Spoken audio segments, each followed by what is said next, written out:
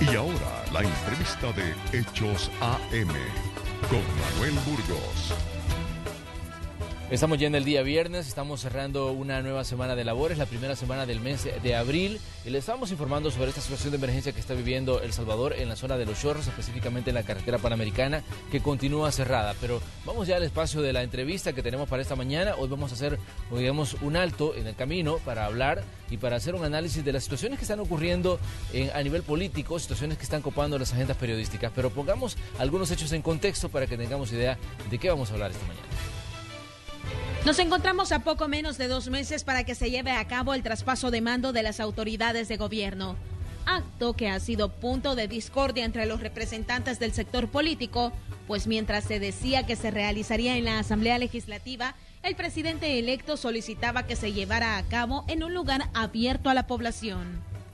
Esta semana se conoció que el alcalde de San Salvador, Ernesto Mason, concedió los permisos a Nayib Bukele para realizar su juramentación en la Plaza Cívica, Capitán General Gerardo Barrios. Mientras todo esto sucede, aún se mantiene la expectativa de quienes formarán parte del gabinete de gobierno de Bukele.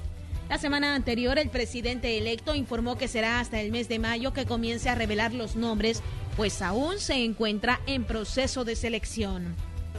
En más temas políticos, el presidente de los Estados Unidos, Donald Trump, anunció recientemente un recorte en la ayuda económica que brinda a los países del Triángulo Norte por no combatir la migración ilegal hacia Estados Unidos. Sin embargo, el gobierno salvadoreño informó que hasta el momento no ha recibido un anuncio oficial. Agrega además que el país ha realizado importantes avances en cada uno de los ejes establecidos en el plan de la Alianza para la Prosperidad de las Tres Naciones, por lo que dijo confiar en que la cooperación del pueblo de los Estados Unidos se mantendrá para la región. Y hablando de las relaciones diplomáticas, los diputados recibieron esta semana una invitación para viajar a China continental. Esta situación ha generado una nueva controversia, pues algunos cuestionan si será un viaje diplomático o de turismo. Pero si mencionamos parte del trabajo legislativo que también ha generado controversia, es importante mencionar que recientemente incrementaron un 2% al Fondo del Desarrollo Económico y Social de las Municipalidades, FODES. Serán 93 millones de dólares más que se repartirán entre las 262 alcaldías del país.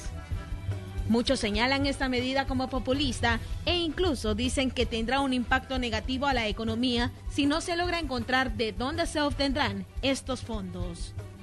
Estos son parte de los temas que abordaremos esta mañana en la entrevista de Hechos AM. ¡Comenzamos! Saludamos a nuestros invitados de este día viernes. El doctor Jorge Martínez Menéndez nos acompaña. Doctor, bienvenido a Hechos AM una vez más. Bueno, muchas gracias y muy buenos días. También está con nosotros Juan Carlos Fernández, decano universitario. Juan Carlos, bienvenido. Gracias, buenos días. Bien, analicemos lo que ha estado pasando en estas últimas semanas en El Salvador. El drama en el que se ha convertido el acto de toma de posesión. ¿Cómo ven ustedes el panorama con esta situación de que si se hace en la Asamblea Legislativa, de que el gobierno electo diga, bueno, hemos cortado comunicación con el gobierno saliente debido a desacuerdos, que luego ahora se tienen los permisos para hacerlo en la Plaza Cívica? Doctor, ¿cómo ve usted el panorama con esto que ha estado ocurriendo? Bueno, para mí que es un mal precedente porque somos una sociedad suficientemente confrontada para que estemos peleando por cosas triviales. Yo hallo bastante difícil que los diputados y el gobierno acepte que sea en una plaza pública porque los discursos no se van a oír en medio de los gritos, devuelvan lo robado. Sí, eso es lo que puede pasar, pues. ¿Verdad? Tal vez la seguridad no sería un problema como el orden, ¿no? Legalmente, según la Constitución de la República, el artículo 131, numeral 14, señala que el acto de toma de posesión será ante la Asamblea Legislativa y que el presidente de la Asamblea o quien haga sus veces será el que le tome el juramento a los nuevos presidentes y vicepresidentes electos. Pero como la Constitución dice que ese acto tiene que ser en sesión solemne, el reglamento interno de la Asamblea, creo que es el artículo 68, determina que cuando sea sesión solemne, será la Junta Directiva de la Asamblea la que decidirá el lugar, día y hora de la sesión.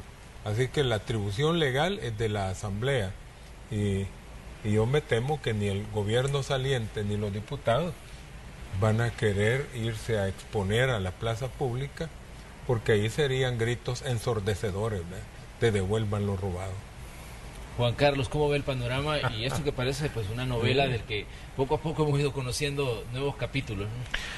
Creo que la política salvadoreña actual está plagada de señales. Me parece que la discusión de a dónde se tomará juramento el nuevo presidente y vicepresidente es parte de esas señales, ¿verdad? Es tratar de dar una imagen disruptiva, ¿verdad?, que se ha venido haciendo de cierta forma durante muchos años, y ahora este nuevo gobierno quiere establecer un nuevo mecanismo o una nueva forma para llegar a eso. Coincido con el doctor, la plaza pública será un lugar donde muchas personas manifestarán su descontento con los políticos actuales. Los mismos miembros de la Asamblea Legislativa han manifestado su temor en cuanto a la seguridad física de ellos. Sin embargo, son cuestiones que pueden fácilmente solventarse. Creo que, como repito, es una señal del nuevo gobierno en cuanto a un cambio, a un aspecto disruptivo de la política tradicional, y creo que fácilmente podría solventarse dialogando entre las partes, ¿verdad? Quizás lo más preocupante de todo esto es que no haya un diálogo entre las partes para solventar un tema que es realmente menor. Pero ¿no les parece que esto podría estar dándonos una idea de cuál va a ser la tónica, digamos, de lo que puede marcar la vida política del país en los próximos años? Bueno, eso es preocupante, porque como sociedad somos una sociedad confrontada. Somos una sociedad peleonera, violenta y hasta asesina, pues. Desgraciadamente, a nivel internacional somos reconocidos por nuestro alto índice de homicidios en nuestro país. Es responsabilidad de todos los que tienen preeminencia social de dar un discurso que llame al orden y a la armonía social. Pero estarse peleando por cositas como esa es un mal precedente que ojalá no se continúe así. Porque por otra parte, el nuevo presidente debe tener el cuidado de no ocupar su primera parte del periodo presidencial de aquí al 2021 como para destruir políticamente a los partidos que ya están suficientemente alicaídos, ¿no? Porque si es así, lo que vamos a tener es una campaña política anticipada de las elecciones de diputados y alcaldes del 2021.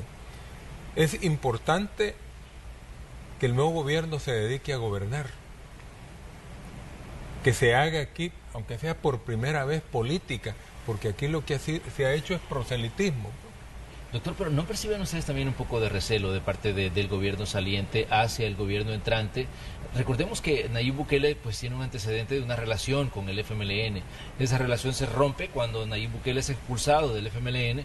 Al final, el FMLN va a elecciones y ve como quien estuvo en sus filas se convierte en el presidente electo, y de pronto parece que la relación, hay una ruptura que va más allá, digamos, del compromiso que había a nivel político, y pasa ya a un recelo, digamos, de la situación, porque de pronto vemos cuando dicen no tenemos un acuerdo para ver dónde se va a tomar posesión, cuando antes esto no había sido un problema. Los actos se desarrollaron en el Centro Internacional de Ferias y Convenciones y no había ni siquiera, digamos, mayor actividad informativa en torno a la organización del evento. Y de pronto pues vemos que los personeros del gobierno hablan, mucha gente del gobierno dice, bueno, mire, no tenemos ninguna información, ningún dato que dar sobre ese acto, no nos hemos reunido con nadie, no queremos hablar de eso. O sea, ¿no perciben ustedes también que eso está pasando? Bueno, la toma de posesión es un acto para los medios, no es un acto de masa, ¿no? Es una sesión solemne.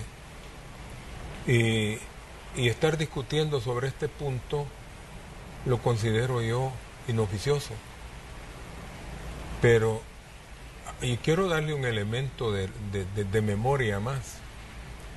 Aparte de que la figura política de Nayib Bukele fue promovida por el FMLN, cuando ya se sabía que él tenía altos niveles de aceptación, la dirigencia del FMLN estuvo dispuesta a a destituirlo de la membresía, a expulsarlo. Y con eso lo estaban habilitando para poder ser candidato por otro partido. Si perfectamente el FMLN pudo haberlo sancionado sin expulsarlo y Nayib nunca hubiera sido presidente, porque por la circunstancia esa que se deriva de una sentencia de la Corte del transfugismo, ¿no? No se habría permitido que él pudiera ser candidato por ningún otro partido. Pero ¿por qué el FMLN lo expulsa? Porque era parte de un proyecto, posiblemente parte de un proyecto de una de las facciones del FMLN. Porque indudablemente que el apoyo que ha tenido Nayib es el apoyo del Partido Comunista, ¿no? Y no sé yo cómo va a quedar la situación del partido, porque yo ya he escuchado a gente que conoce de esto, que dice, bueno, quien perdió, el gran perdedor en estas elecciones fueron las FPL, pero el PC ganó. Vamos a ver, ¿verdad? ¿Qué es lo que sucede? ¿Cómo se van a manejar esas relaciones? Pero sí nos deja muchas incógnitas y la respuesta la vamos a ver por los frutos que se den. O sea, como dice la Sagrada Escritura, por sus frutos los conoceréis a partir del 1 de junio. Muy bien, Juan Carlos, ¿qué sucede de este tipo de declaraciones que dan de pronto los personeros del FMLN y que muestran, como decíamos, una situación en la que todavía pues hay una situación como parece de cuentas pendientes con el presidente electo? Sí, yo concuerdo también con esa visión. Me parece que ya ha pasado a una cuestión de índole personal, estas discusiones, esta ruptura del diálogo. Y sí es una cuestión que en años recientes nadie se planteaba ni se cuestionaba la ceremonia de traspaso. Como le digo, sí me parece que el objetivo del nuevo gobierno es marcar un antes y un después con el quehacer de la política, y una señal clara es la toma de posesión que la han planteado frente al pueblo.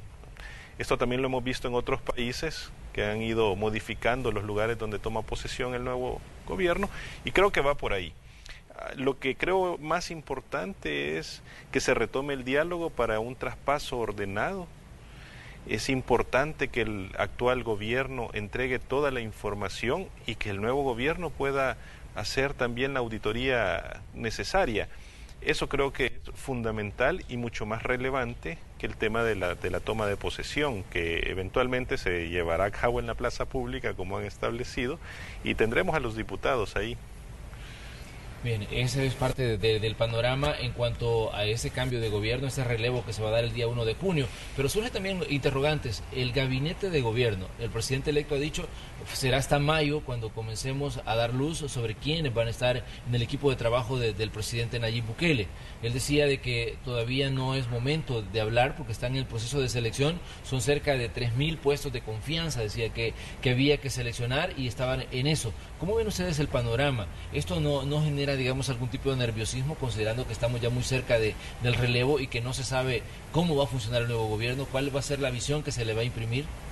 Bueno, yo creo que generaría confianza el ir conociendo nombres de personas que al pueblo los conozca y que al pueblo le inspiren seguridad y confianza, ¿no? Porque mientras tanto hay incertidumbre. ¿Quiénes son los que van a estar gobernando? Porque la Constitución lo que establece pues no es exactamente un presidencialismo, sino que la Constitución dice que el presidente gobernará a través del Consejo de Ministros. Es más, el presidente ni siquiera de iniciativa personal no puede tener ni siquiera iniciativa de ley, sino que la ley dice, que la Constitución dice que el presidente tendrá iniciativa de ley, pero a través de sus ministros. Por otra parte, la presidencia de la República no es cartera de Estado, o sea, de que la presidencia de la República no puede ejecutar proyectos. Todos los proyectos tienen que ser realizados por los ministros. No puede un presidente decir, el caso de que yo sé que ha habido promesas de parte del presidente electo durante la campaña de eliminar las partidas secretas. Resulta de que esa es la fuente más grande de corrupción. ¿Qué es lo que han dicho presidentes anteriores? No, es que ese dinero lo hemos ocupado en obras públicas. Eso ya es confesar una malversación de fondos del Estado. porque facultad de ejecutar proyectos no tiene el presidente, porque la Presidencia de la República, por diseño constitucional, es una unidad de dirección y no una unidad de ejecución. Es más, el presidente no tiene ni por qué tener una legión de empleados. Si ahora parece que hay más de 3.000 empleados en Casa Presidencial. En el pasado, antes de Paco Flores, creo que no había ni 200 empleados de la presidencia, en la Presidencia de la República. Y esto es que ahí estaba el Ministerio de Planificación. Ahora son miles de empleados innecesarios. Empleados que ahora están sindicalizados también. Que se han sindicalizado. Y otra cosa, esto genera otro problema, porque en la práctica hay dos gabinetes, el gabinete que está en la presidencia y el gabinete que es el legal, que es el constitucional, que son los ministros. Por lo tanto, hay mucho que hacer, ¿no? No sé, tener el montón de secretarías presidenciales cuando cada ministro es un secretario de Estado hace más complejo y más burocrático el proceso administrativo. Creo yo que en última instancia, si va a hallar 3.000 empleados en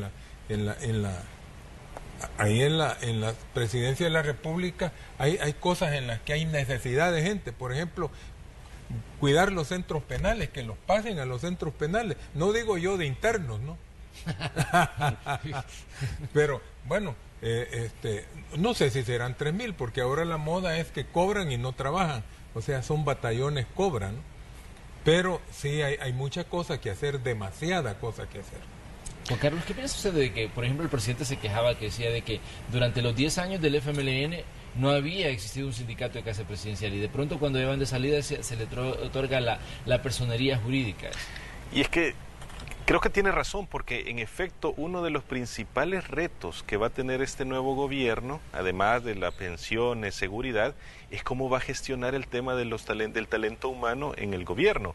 Ha estado saliendo publicado en diferentes medios de comunicación, en prensa escrita, cómo se ha ido incrementando el número de personas que trabajan para el gobierno y el número y la cantidad de dinero que hay que erogar en salarios.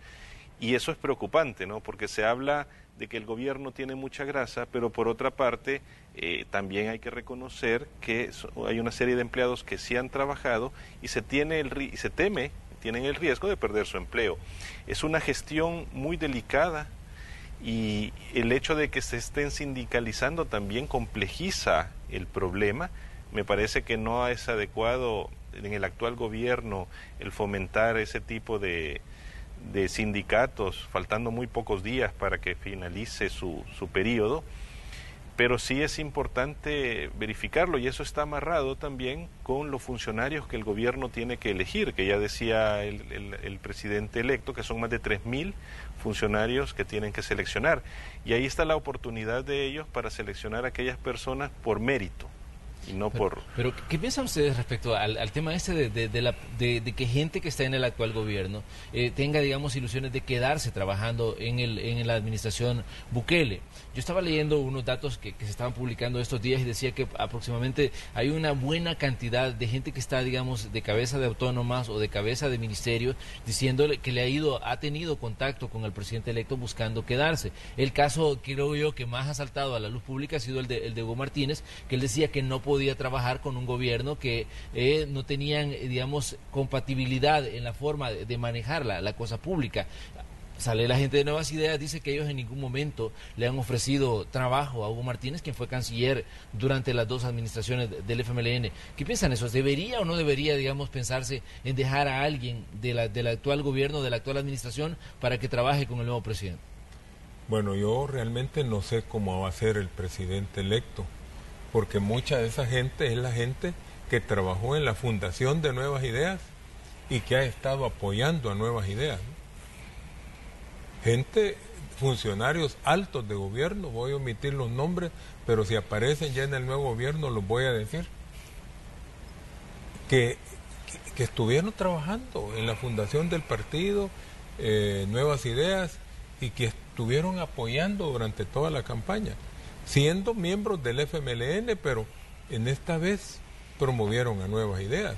Y bueno, la tajada de gente que se fue hacia Nuevas Ideas del FMLN es la más grande. Si al FMLN le quedaron suficientes votos como para competir por un tercer lugar quizá. No sé qué va a suceder, porque por aquello del transfugismo, muchos alcaldes o diputados que anduvieron trabajando por nuevas ideas en estas elecciones van a querer que los vuelvan a poner de candidatos por sus partidos, ya sea el PDC, el PCN o Arena, incluso de Arena o del Frente, porque por transfugismo no se podrían reelegir, pero van a ser como caballos de Troya dentro de estos partidos, pues. Es una cuestión también que que nos mueve a curiosidad qué va a pasar a partir del 1 de enero, ¿verdad? ¿Qué va a pasar si el presidente tiene buenas relaciones con los Estados Unidos, pero vemos nosotros de que José Luis Merino ha sido muy señalado por funcionarios de los Estados Unidos, pero él es el gran líder del Partido Comunista, pues. Entonces, ¿cuál va a ser la historia de José Luis Merino a partir del 1 de junio? ¿Será que el nuevo presidente lo va a blindar, siendo que ha sido el hombre que lo ha apoyado para que llegue a la silla presidencial? O sea, son de los misterios por descubrir. No, incluso la gente de Nueva Ciudad decía en este mismo espacio de esta semana de que ellos tenían conocimiento que gente del FMLN se andaba buscando algún tipo de contacto a nivel diplomático para buscar algún tipo de ayuda o de asilo en otro país luego de que se dé el cambio de gobierno.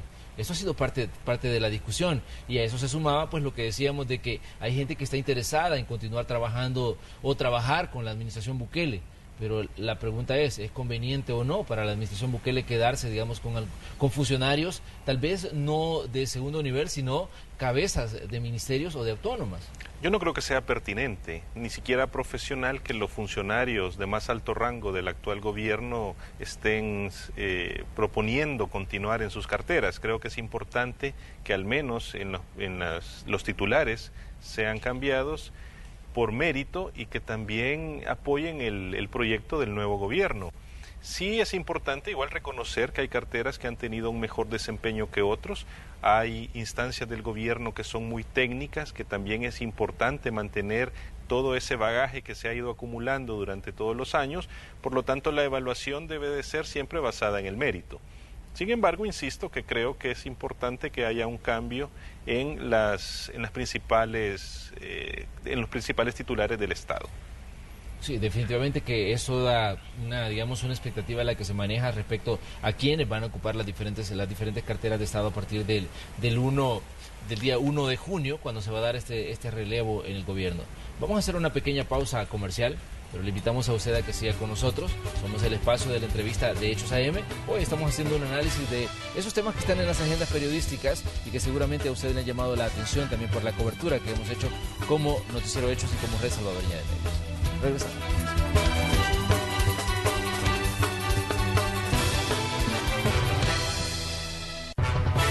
Mientras tanto, continuamos con el espacio de la entrevista. Hoy tenemos análisis de cosas que están ocurriendo, que están en las agendas periodísticas. Tenemos como invitados al doctor Jorge Martínez Menéndez y a Juan Carlos Fernández. Y estamos hablando en parte de lo que está ocurriendo, por ejemplo, con la toma de posesión del nuevo gobierno. Elementos importantes. El presidente electo Nayib Bukele se comprometió hace unos días a que en sus primeros días de trabajo traería a Mauricio Funes, decía, para que enfrente a la justicia en El Salvador.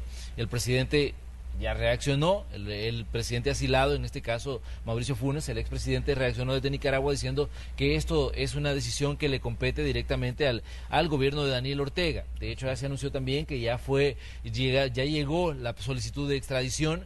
Recordemos que la Corte Suprema de Justicia avaló que se continúe con este trámite. ¿Cómo ven ustedes esta situación que ha ocurrido en los últimos días y que tiene que ver y que tiene conexión con otras situaciones que están ocurriendo también en el panorama informativo y en el panorama del funcionamiento del país?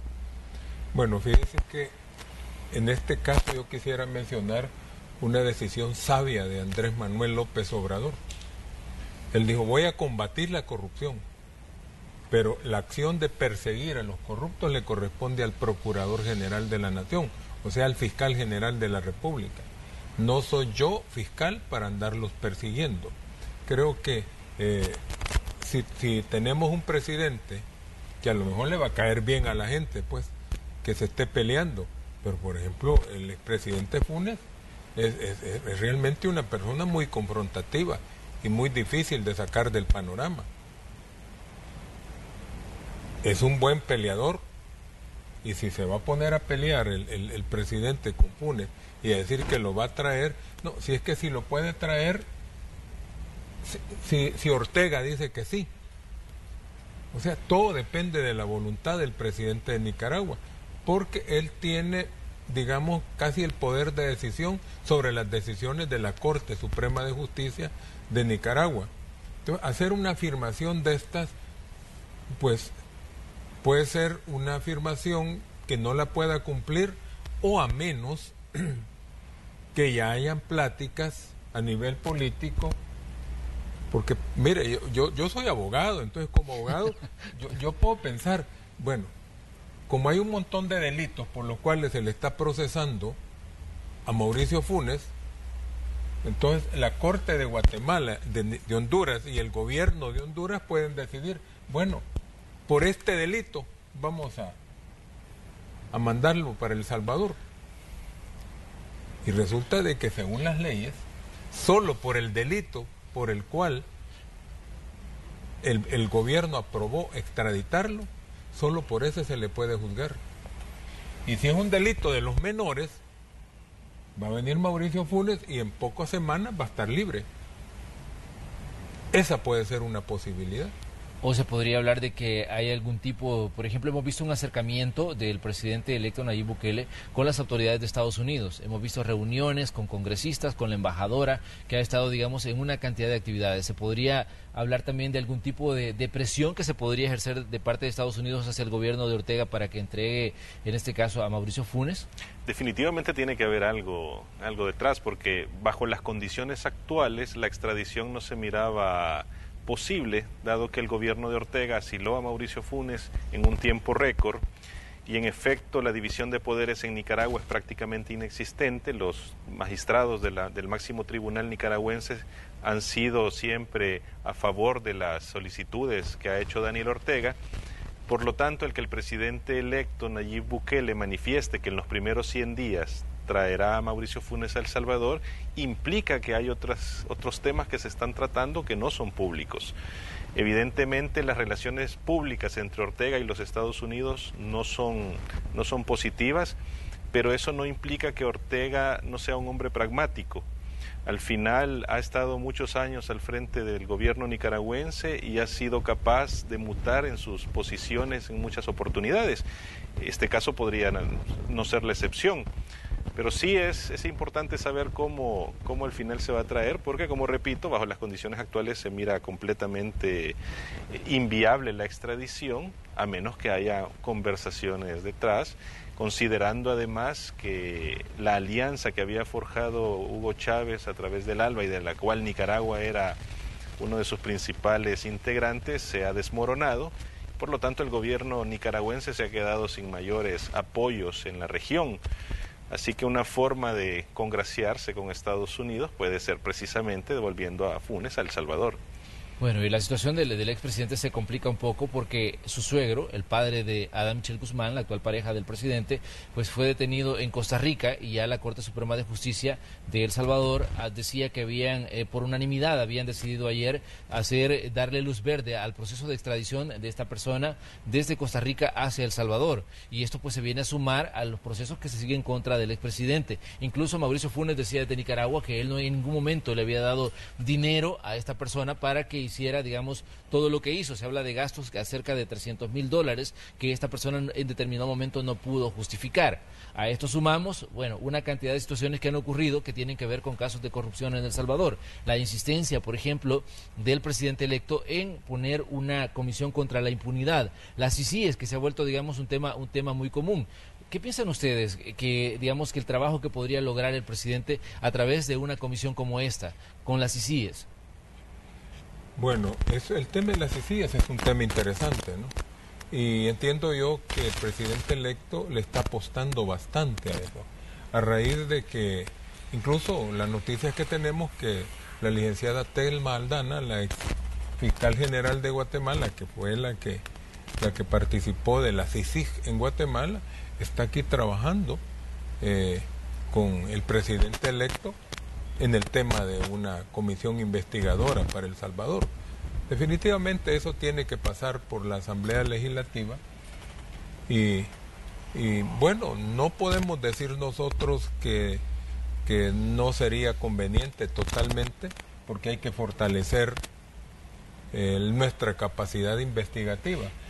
Y los que se oponen, que simplemente dicen, no, es que mire, vamos a fortalecer las instituciones, eso lo venimos oyendo desde hace tantas décadas, y cada vez más las instituciones se debilitan y debilitan y debilitan, que la experiencia de Guatemala puede ser una buena fuente del derecho, en el sentido de que veamos lo de Guatemala, es la realidad guatemalteca, veamos lo bueno, lo malo y lo feo de lo que hizo la CICIG para hacer algo similar aquí, que no riña con la Constitución, pues, porque en todo caso, esa es una comisión de investigación. La acción penal la tiene la Fiscalía por Constitución, y la capacidad jurisdiccional, la capacidad de juzgar, la tiene el órgano judicial. Por lo tanto, quienes van a acusar serían salvadoreños de la Fiscalía, y quienes van a juzgar serían los jueces salvadoreños. Simplemente una comisión investigadora. Habría que preparar un buen proyecto, y entiendo yo pues que la licenciada Aldana es una mujer muy valiente y con mucha capacidad, a quienes vale decir, pues creo yo que todo el tamal que le armaron en Guatemala era para que no fuera candidata a la presidencia, y si se preocuparon por tanto es porque miedo tenían de que pudiera ganar. Doctor, pero ¿qué piensa usted de las situaciones a través de las cuales el presidente electo pregunta, y no consideran ustedes que esto hace necesaria la presencia de unas CICIG en El Salvador? Esto al referirse, por ejemplo, a casos como lo que ha ocurrido esta semana con Analigia de Saca, en la que, por ejemplo, ella se le acusa de lavado de dinero, se logra un acuerdo entre la defensa y la fiscalía para un proceso abreviado, y bueno, al final se habla de que se le van a dar 3 años de trabajo comunitario. Bueno, pero no hemos oído que el presidente electo se pronuncie en contra de eso. Él ponía la interrogante y citaba este tuit donde se hablaba de este caso. Decía, ¿no consideran ustedes que esto es una justificación para una CICIG? Bueno, yo le digo, en este caso, lo que se ha hecho no es una cosa ilegal. Si los hechos están probados, una CICIG lo que hubiera llegado es a tener las pruebas que ya se tenían en contra de la esposa del expresidente Saca. Lo que pasa es que utilizaron el sistema para ponerle en libertad. Que eso lo que hicieron es legal. Que no lo consideremos justo es otra cosa. Pero ahí intervino el órgano judicial y intervino la Fiscalía, proponiendo unas medidas muy peculiares, para que ella no guardara prisión. Doctor, pero lo que se cuestiona es que tal vez, digamos, es un procedimiento establecido por la ley. Ahí estamos de acuerdo. Pero yo le digo, ahí no es cosa de una comisión investigadora, porque las investigaciones se tuvieron y las pruebas se tienen. ¿Qué es lo que hace una comisión investigadora? De ahí pasa a la Fiscalía y a los jueces. En este caso, la solución que le encontró Fiscalía y órgano judicial fue esa, favorecerla con la libertad.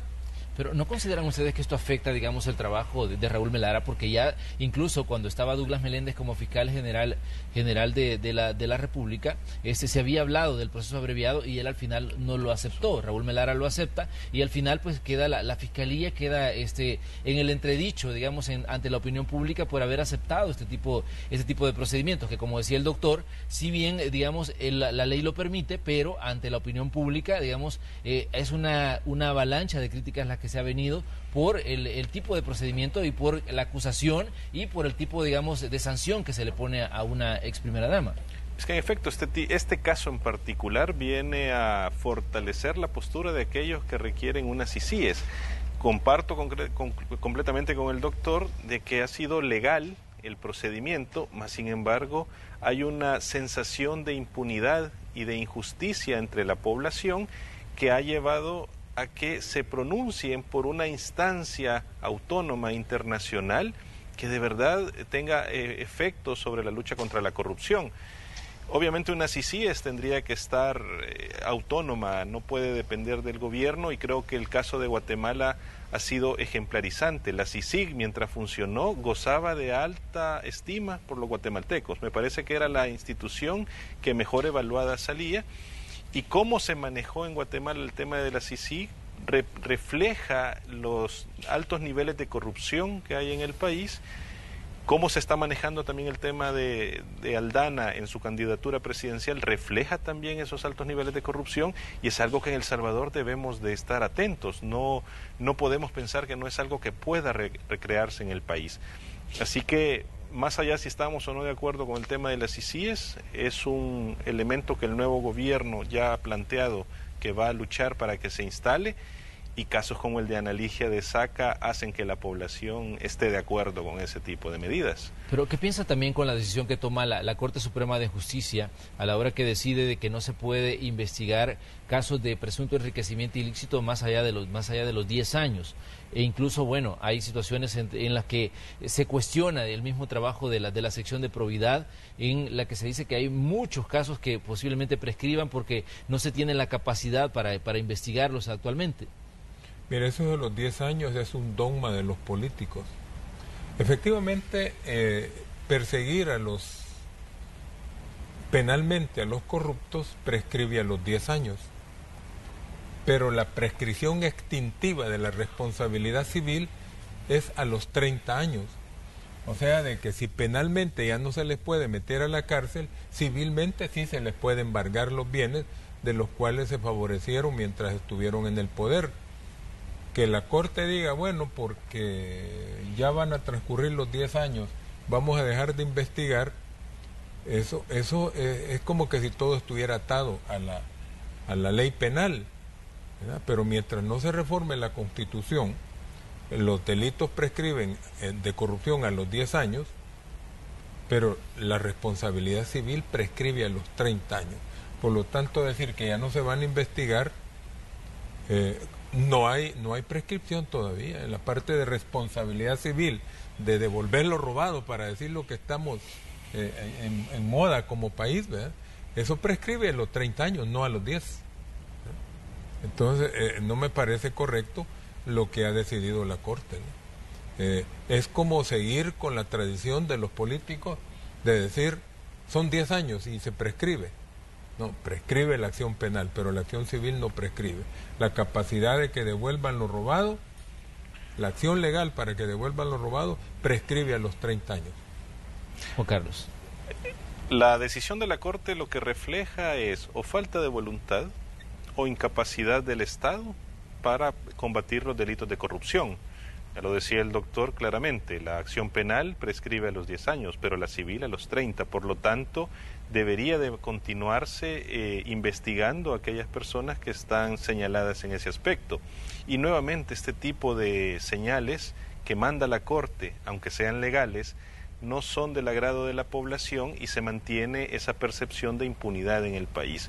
La semana pasada habrán visto que se hizo símiles con otros casos de personas que habían robado cantidades muchísimo menores de las que se habían robado otros funcionarios, y igual estaban siguiendo procesos no abreviados, no que procesos largos. Y entonces esas son las señales negativas que está dando la institucionalidad. Al final el tema de ampliar la prescripción puede ser positiva, pero también eso indica que se reconoce la incapacidad del Estado de llevar a cabo las investigaciones que por ley tienen que hacer.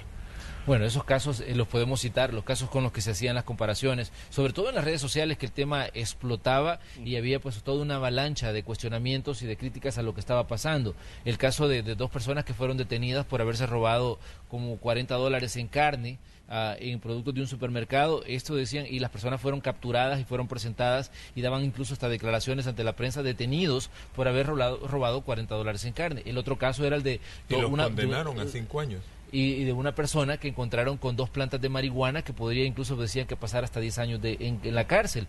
Y se hacía la comparación, decía, lo que hacía la gente y decía era, bueno, si te robas 20 millones...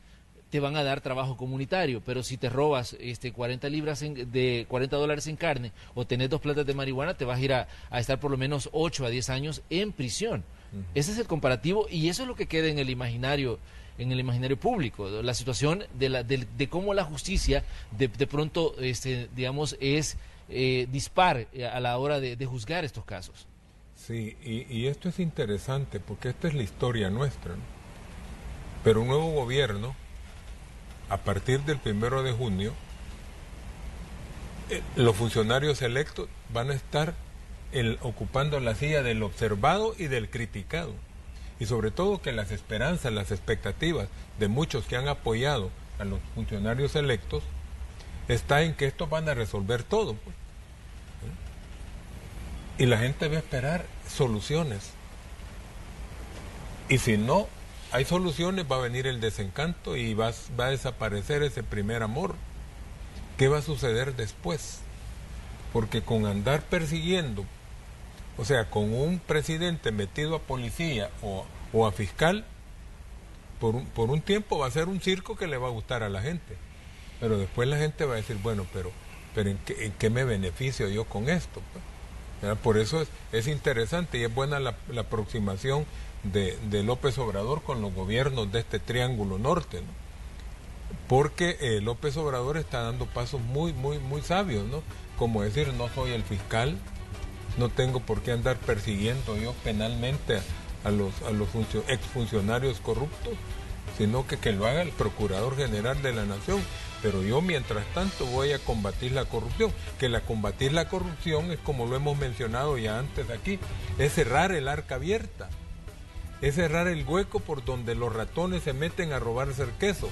Esa es cerrar la corrupción. Es combatir. Hay una estructura que permite hasta legalmente que haya corrupción. Por ejemplo, aquí, ¿qué se hace con el FODES? ¿Cuál es el desarrollo que tiene el país con esa cantidad de dinero del FODES? Se le aumenta un 2% irresponsablemente, cuando ese fondo de desarrollo debería obedecer a un plan nacional de desarrollo. Pero se cuestiona también que el presidente electo, por ejemplo, anunció y ofreció esto durante su campaña, subirlo al 10%.